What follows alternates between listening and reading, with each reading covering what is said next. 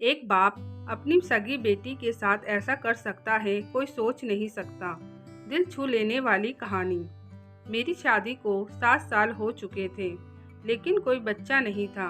क्योंकि हर साल मेरे पेट में बच्चा आता, लेकिन जैसे ही 2-3 महीने ऊपर होते, बच्चा अपने आप ही खराब हो जाता। जिस वजह से मैंने अभी तक एक भी बच्चे को जन्म ना दे पाई। जब मेरी शादी का 8वां साल शुरू हुआ, फिर से मेरे पेट में बच्चा आया। इस बार मेरा बच्चा सुरक्षित था, लेकिन डॉक्टर ने पहले ही बता दिया कि इस बच्चे को जन्म देने के बाद तुम दोबारा कभी बच्चा नहीं ले सकती हो।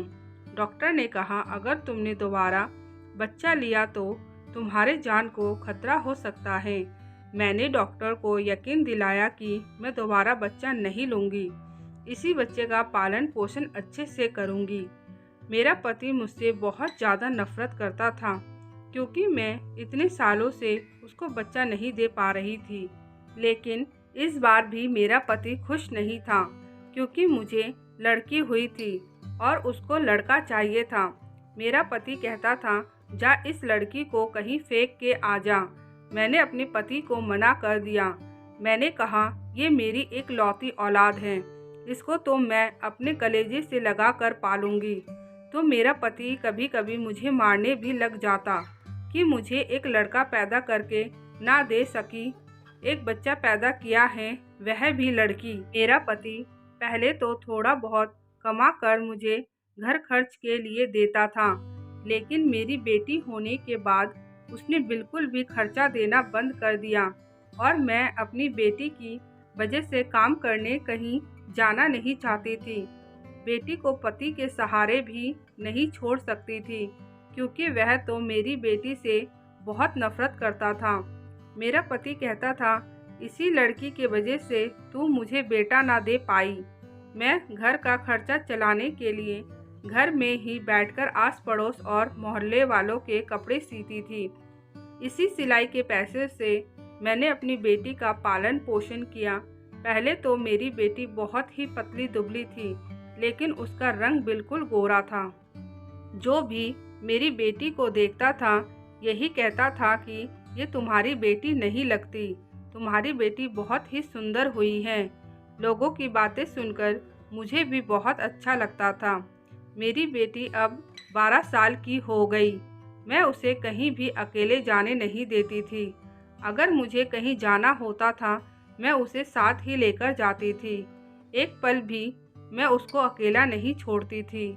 मेरी बेटी इतनी बड़ी हो गई, लेकिन आज तक मेरे पति ने इतने सालों में एक बार भी गोद में नहीं लिया।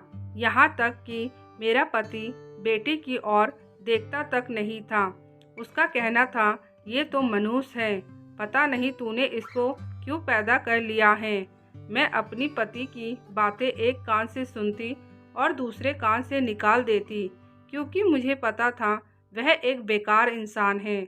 उसकी बातों को क्या दिल से लगाना। दिन बीतने लगे। मेरी बेटी अब 14 साल की हो गई और उसका शरीर भी बढ़ने लगा, पहले से और ज़्यादा सुंदर होने लगी। एक दिन मेरा पति बेटी के सर पर हाथ रख कर बोलने लगा, बेटी तो कितनी बड़ी हो गई है। इतने सालों में मैंने इसको एक बार भी नहीं देखा ध्यान से। मैं बेकार में इससे इतना नफरत करता था।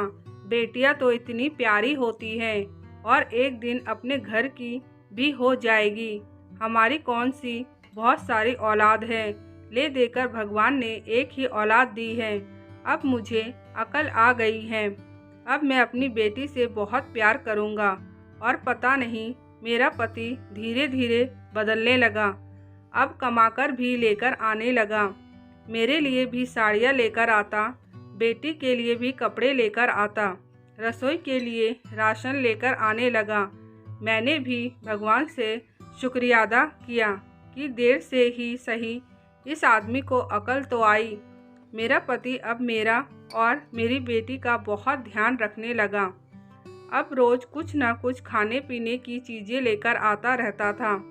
एक दिन मेरा पति मेरे पास आया और प्यार से कहने लगा कि एक फैक्ट्री में सिलाई करने वाली की ज़रूरत है और सैलरी भी अच्छी खासी मिल रही है, वहाँ तुम क्यों नहीं कर लेती हो? तो मैं हंसकर बोलने लगी, अगर उस फैक्ट्री में मैं काम करने जाऊंगी तो घर के काम कौन करेगा और हमारी बेटी का ध्यान कौन रखेगा?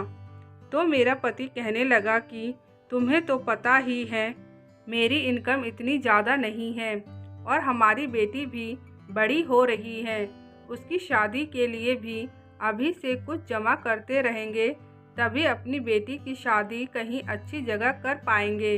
मैंने भी सोचा मेरा पति सही तो कह रहा है, बेटी 14 साल की हो ही गई है और 18 साल तक कहीं ना कहीं शादी तो करनी ही पड़ेगी और शादी के लिए ठीक ठाक पैसे भी चाहिए। इसलिए मैंने अपने पति को हाँ कर दिया। अपने पति के साथ जाकर फैक्ट्री देखकर आ गई। अगले दिन से सुबह का काम निपटाकर मैं फैक्ट्री के लिए निकल गई और रात को करीब 7 बजे तक घर आई। अब घर के कामों में मेरा पति भी साथ दे देता था। फैक्ट्री में काम करते करते लगभग 10 दिन बीत गए। जब मैं शाम को घर आई तो मेरी बेटी घर पर नहीं थी। थोड़ी देर बाद आ गई। मैंने उससे पूछा तो कहने लगी, पापा कहीं बाहर घुमाने लेकर गए थे और मुझे सामान भी दिखाने लगी। कहने लगी, पापा ने ये सामान खरीद के दिया है। मैं भी खुशी से उसकी बातें सुन रही थी और साथ में खाना बना रही थी। एक दिन मेरी बेटी सुबह नींद से उठी तो कहने लगी, मेरे पेट के निचले हिस्से में दर्द हो रहा है और जांघों में भी दर्द हो रहा है। मैंने ज़्यादा ध्यान नहीं दिया और मैंने कहा थोड़ी देर में ठीक हो जाएगा और फैक्ट्री के लिए निकल पड़ी। 1 महीना पूरा होने के बाद जब मेरे हाथ में सैलरी दिया गया तो मैं बहुत ज़्यादा खुश हो गई कि पैसे बेटी की शादी के लिए जमा करूँगी। लेकिन कुछ दिनों से मेरी बेटी बुझी बुझी सी रहती। मेरी फूल सी बच्ची मुरझा गई थी। मुझसे ज़्यादा बात भी नहीं करती थी। जितना पूछती थी उतना ही बताती थी। उसके चेहरे का कलर पीला पड़ने लग गया था। मुझे कुछ समझ नहीं आ रहा था कि ऐसा क्यों हो रहा है। फिर एक दिन अचानक सुबह उठते ही कहने लगी कि मम्मी, मेरे पेट के निचले हिस्से में बहुत तेज दर्द हो रहा है। मैं उसको जल्दी से डॉक्टर के पास लेकर गई। डॉक्टर ने उसका चेकअप करने के बाद डॉक्टर ने मुझे जो बताया उससे मेरे पैरों तले ज़मीन निकल गई। मुझे विश्वास नहीं हो रहा था कि मेरी बेटी ऐसा कुछ कर सकती है। डॉक्टर मुझसे कहने लगी, तुम्हारी बेटी का कहीं किसी के साथ कोई चक्कर तो नहीं है, ये दर्द उसी वजह से हो रहा है। मैंने उस समय डॉक्टर को कुछ नहीं कहा और घर आकर अपनी बेटी को बहुत पीटा और उससे पूछने लगी, तू अपना मुंह कहाँ काला कर रही है? मुझे सच सच बता, कौन है? उसके बाद मेरी बेटी ने जो मुझे बताया उससे मुझे चक्कर आ गया कि ऐसे कैसे हो सकता है। और उसके बाद अपनी बेटी को सीने से लगा लिया और मैंने फैक्ट्री वाला काम छोड़ दिया।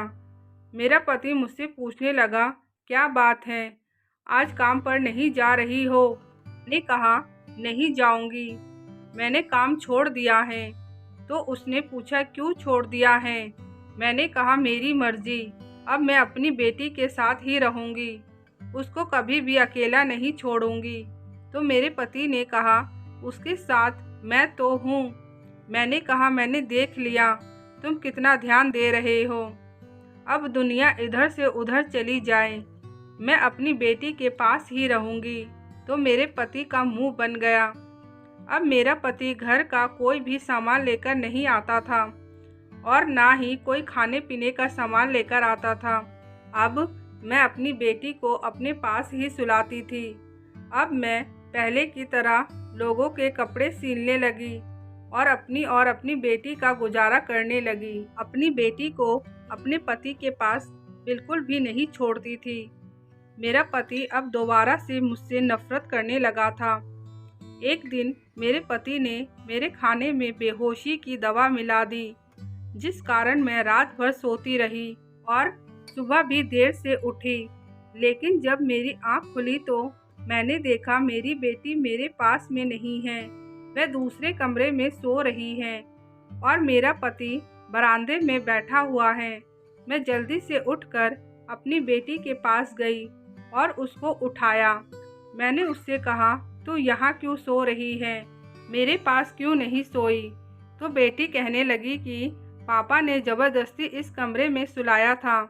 और बेटी कहने लगी, मम्मी आज फिर पेट के निचले हिस्से में दर्द हो रहा है और जांघों में भी दर्द हो रहा है। उसके बाद मैंने अपने पति की तरफ देखा और उसने मेरी तरफ देखा, लेकिन उसकी आंखों में कोई शर्म नहीं थी।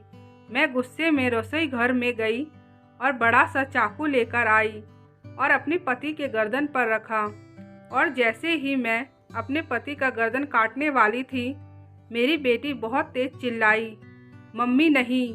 मैं रुक गई और सोचने लगी, अगर मैंने इस जानवर को मार दिया, उसके बाद मुझे जेल हो जाएगा, तो मेरी बेटी का क्या होगा? उसका तो इस दुनिया में कोई भी नहीं है। जब सगा बाप ही ऐसा कर सकता है, तो दुनिया वाले तो इसको नोच खाएंगे। उसके बाद मैंने चाकू फेंक दिया और मैं अपनी बेटी को साथ लेकर सीधा पुलिस के पास गई और उनको सब कुछ बता दिया। पुलिस मेरे घर पर आई और मेरे पति को खूब मारा। पुलिस ने कहा, अपनी ही बेटी के साथ इतना गंदा काम करते हुए तुझे शर्म नहीं आई? मेरे पति ने अपना गुनाह कबूल कर लिया और कहने लगा, उसको मैं अपनी बेटी नहीं समझता हूँ। उसके बाद उसको पकड़ कर ले गए। अपनी ही बेटी के साथ इतना घिनौना काम करने के कारण उसको उम्र कैद की सज़ा हुई।